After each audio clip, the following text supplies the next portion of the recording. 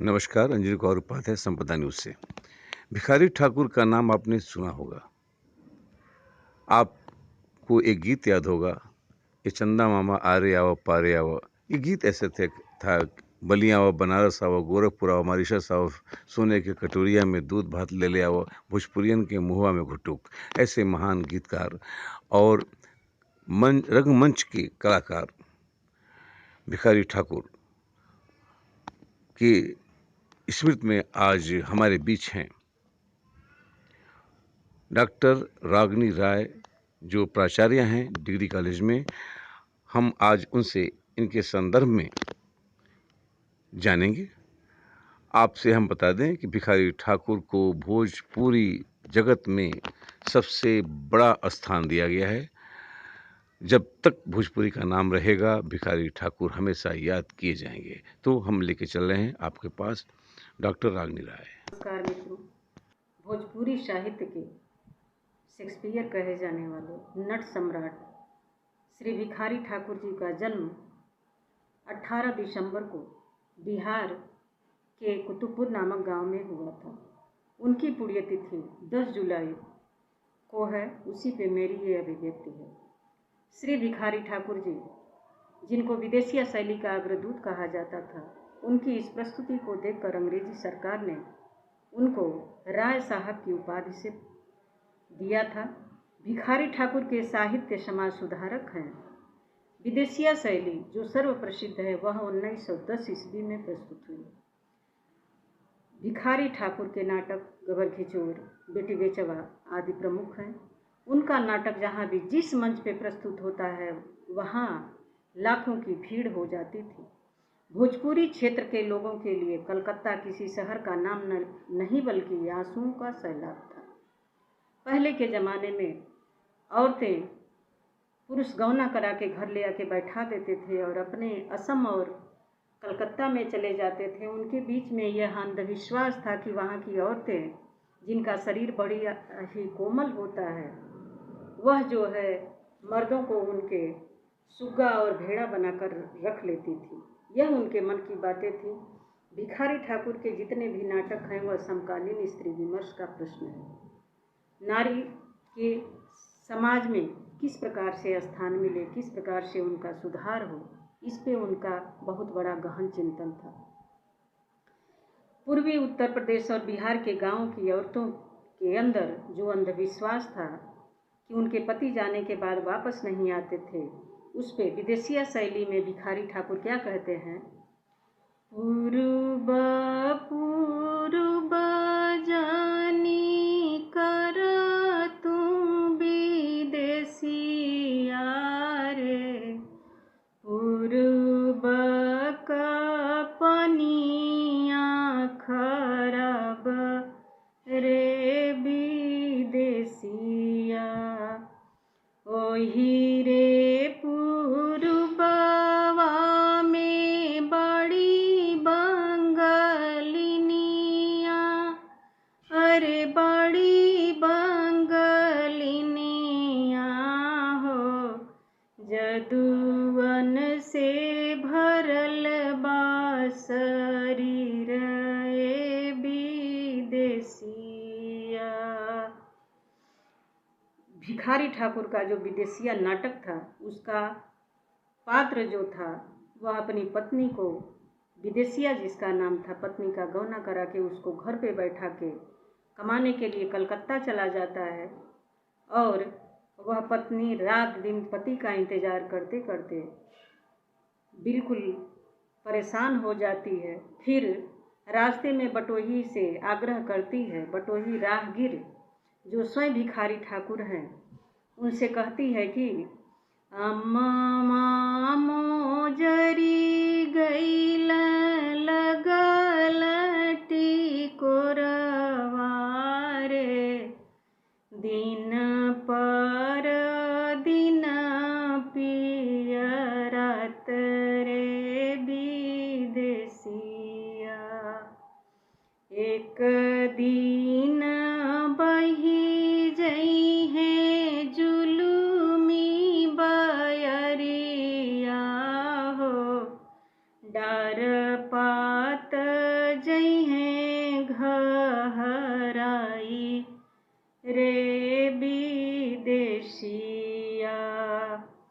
पत्नी बटोही से कहती है कि जो मेरे यह शरीर रूपी वृक्ष है, किसी दिन अगर तेज आंधी तूफान आया, क्योंकि पति को याद करते करते मेरा शरीर जो है पीला हो गया है, उसमें खून की कमी हो गई है, और किसी दिन अगर तेज से आंधी तूफान आया तो वह उसके जो शाखाएं हैं वो सब हाथ पैर सब अलग अलग हो जाएंगे, यानी कि मेरा जीवन समाप्त हो जाता है।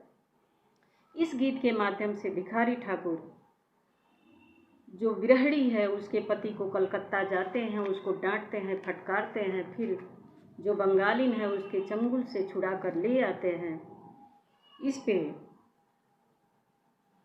स्वयं भिखारी ठाकुर सबसे पहले तो उससे पूछते हैं कि बताओ तुम्हारे पति की पहचान क्या है। पहले के ज़माने में पत्नियां अपने पति का नाम नहीं लेती थी, उनके मान सम्मान में वह उनका बस मात्र रूप में उनकी पहचान बताती है कि मेरे पति का कैसा आँख है, नाक है, होठ है, क्या क्या है, उसी को वो बताती है।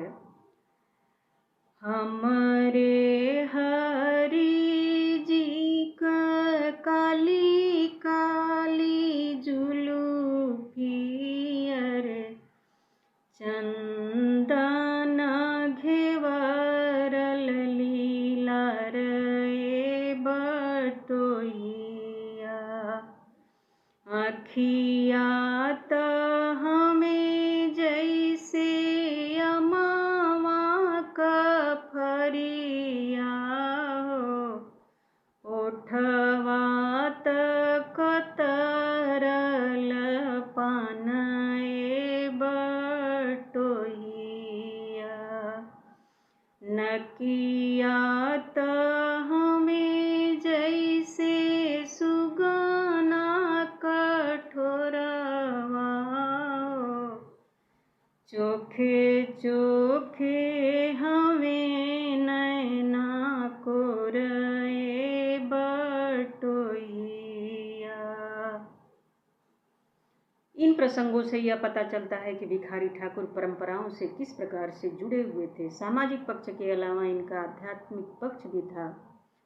नायक जीव का प्रतीक है तो दूसरी पत्नी माया का प्रतीक है। जीव जो विदेशिया है उसमें उलझकर अपना उद्देश्य भूल जाता है। बटोही संत का प्रतीक है तो भटके हुए नायक को सही मार्ग दिखाता है। ऐसे ऐसे पुरोधा भोजपुरी साहित्य के शेक्सपियर, भोजपुरी साहित्य के नट, जिनका मंचन आज भी बिहार और यूपी के मंचों पर होता है, उनको हम किस प्रकार विस्मृत कर सकते हैं। भिखारी ठाकुर रामलीला, रासलीला, सारी चीज़ों में अपने अपने पात्र को लेकर के उन्होंने स्वयं पात्र अपना अभिनय किया, लिखा, सारी चीज़ों को वो खुद करते थे कि किस प्रकार से वह जो है अपने समाज में फैली हुई कुरीतियों, नारी की दुर्दशा को दूर किया जा सके। महापंडित राहुल सांकृत्यायन ने भोजपुरी साहित्य के शेक्सपियर भिखारी ठाकुर को अनगढ़ हीरा कहा था कि जिसको कभी गढ़ा नहीं जा सकता था। लोक कल्याण की भावना से प्रेरित इन विधाओं को चतुर्वेद से कम नहीं मानना चाहिए। हिंदी रंगमंच की लोकधारा के विकास की कहानी भारतवर्ष के सांस्कृतिक इतिहास का एक उपेक्षित अध्याय है और अंत में भिखारी ठाकुर, जिन्हें लेकर अब हिंदी रंगमंच में कोई उलझने नहीं होनी चाहिए। भिखारी ठाकुर वास्तव में नवजागरणकालीन चेतना की खाटी जो बिहार और यूपी की भोजपुरी भाषा है उसकी अभिव्यक्ति करते हैं, इसलिए उन्हें आधुनिक रंगकर्मी ही माना जाना चाहिए और इसी दृष्टि से उनके अवदान का मूल्यांकन किया जाना चाहिए। व्यक्तिगत रूप से मुझे भिखारी ठाकुर भारतेंदु की परंपरा के ही रंगकर्मी लगते हैं। राहुल सांकृत्यायन ने भिखारी ठाकुर को कुछ इस तरह याद किया है। राहुल सांकृत्यायन भिखारी ठाकुर के बारे में क्या कहते हैं? हमनी के बोल के कितना जोर हवे, कितना तेज बा, ई अपने भिखारी ठाकुर के नाटक में देखी ले। लोग के काहे नीमन लागेला भिखारी ठाकुर के नाटक, काहे 10-10, 15-15 हजार के भीड़ होला ई नाटक देखे खातिर। मालूम हो आकि यही नाटक में पब्लिक के रस आवेला, यानी कि जहाँ आनंद नहीं आएगा वहाँ लोगों की इतनी बड़ी संख्या नहीं जुटेगी। जौना चेज में ही रस आवे उहे कविताई, केहू के जो लम्हर ना खोई, उ खाली दोसर सुंगत फिरे तो ओकरा खातिर का कहल जाए। यानी कि जो दूसरे में खाली कमी ही देखता है उसके लिए कुछ किया नहीं जा सकता है। हम ही ना कहतानी जे भिखारी ठाकुर के नाटकन में दोष नहीं खे। दोष बात होकर कारण भिखारी ठाकुर नहीं खन, ओकर कारण हवे पढ़ुआ लोग, यानी पढ़े लिखे जो लोग हैं वही उसमें कमी निकाल सकते हैं। हम लोग कुछ ज़्यादा पढ़े लिखे लोग हैं और कई बार तय करते हैं कि साहित्य में क्या शिष्ट है और क्या अशिष्ट है।